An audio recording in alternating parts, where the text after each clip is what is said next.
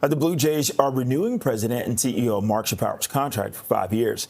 The extension comes on the heels of the Jays' first appearance in the World Series since 1993. Shapiro was named president and CEO of the Blue Jays after the 2015 season, succeeding the retiring Paul Beeston. The 58-year-old had spent 24 seasons with the Cleveland Guardians. Financial terms of Shapiro's contract extension were not disclosing. For more on this, we're joined by TSN's Matt Cauz. Okay, Matt, a contract extension. Let's hear it.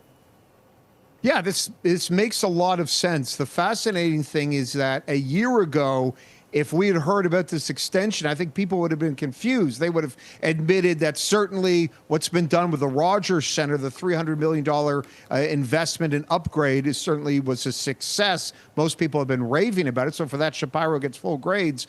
But in terms of winning on the field, there hadn't been much of it in the last 3 or 4 years, a couple times to the playoffs without a playoff win. But they get to a World Series. They get to a Game 7. They get to a Final Out. We don't need to talk about the Game 7. We'll just all get sad. But the success of the team and where they're positioned, and they go and get Dylan Cease, this deal makes sense. Right now is a time where you want to have stability everywhere. So why not start at the very top and see how it trickles down from there? Yeah, speaking of stability, we've heard so much about team cohesiveness. How does this add to that? Well, really the big question now is Ross Atkins. Ross Atkins, the general manager, he is signed through to the end of next season. It feels to me like he'll get a new deal sometime soon because those guys were a package deal when they came in at the end of the Alex Anthopoulos era. So you have stability there. As mentioned, you brought in now Dylan Cease, and you watch the media and you read all the coverage, and it's funny, I saw a headline today that was talking about, can anyone compete and stay with the Dodgers and the Blue Jays? That's something we've never heard before.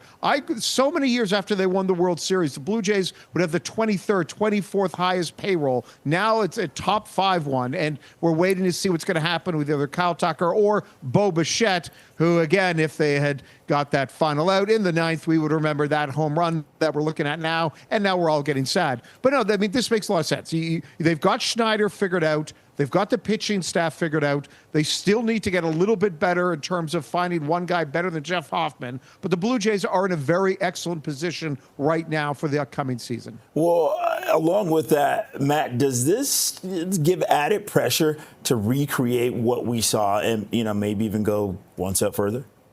You mean one out further? I'm so hurt.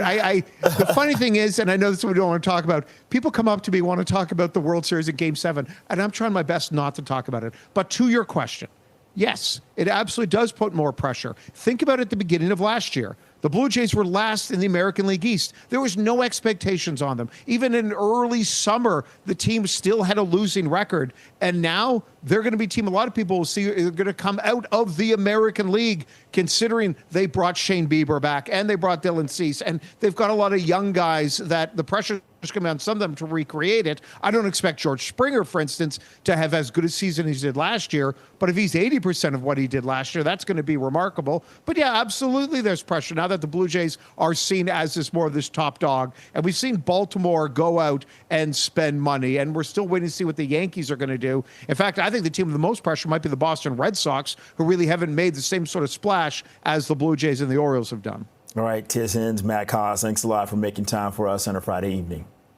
Absolutely. Take care. You too.